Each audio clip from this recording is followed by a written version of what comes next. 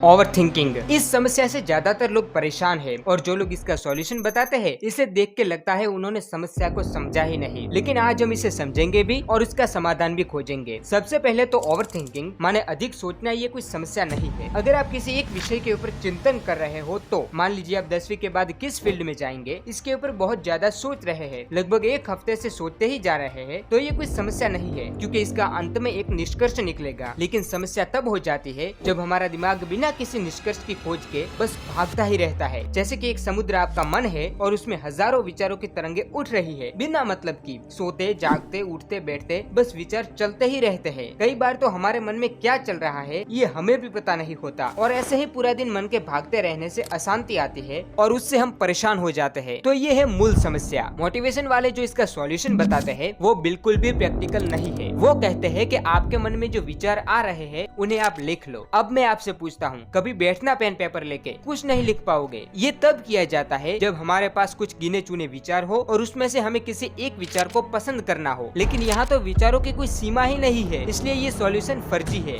अब हम इसके सॉल्यूशन पर जाए उससे पहले हमें इन विचारों का विज्ञान समझना चाहिए। इसे स्वामी जी कर्म युग में बहुत अच्छी तरह से बताते हैं। हमारे मन में जो विचार आते हैं वो ज्यादातर जो हम देख चुके हैं या सोच चुके हैं वही होते हैं। कुछ नया कितना होगा वो आपकी कल्पना शक्ति पर जाता है। अब ये विचार दो तरह के होते हैं, अच्छे और बुरे। यदि हमारे मन में हर समय अच्छे ही विचार आते रहे तो ये ओवर थिंकिंग हमारे लिए कोई समस्या नहीं रह जाएगी। लेकिन विचार तो हर तरह के आते हैं और जब एक बुरा विचार आता है तो अधिकाधिक बुरे विचारों को जन्म देता है। वास्तव में वो जन्म नहीं देता, वो पहले से ही अंतरिक्ष में होते हैं और अपने अनुकूल मन को खोजते रहते हैं। जब हम बुरा सोचते हैं तब तुरंत दूसरे द्वारा छोड़े गए बुरे विचार जो न जाने कब से अंतरिक्ष में घूम रहे होते हैं वो हमारे भीतर आ जाते हैं। ऐसा ही अच्छा सोचने पर भी होता है। ये तो हुआ विचार पे विज्ञान कि कैसे एक अच्छा या बुरा विचार और अच्छे या बुरे विचारों को ले आता है। अब इसे नियंत्रित करने पे बात करते हैं। पहले तो अगर आप इसे बिल्कुल समाप्त करने का प्रयास करेंगे माने शून्य में जाने का, तो वो हमारे लिए असंभव है। हमें हमारी कैपेसिटी के अनुसार समाधान खोजना चाहिए। इसके दो समाधान मैं आपको बताता हूँ।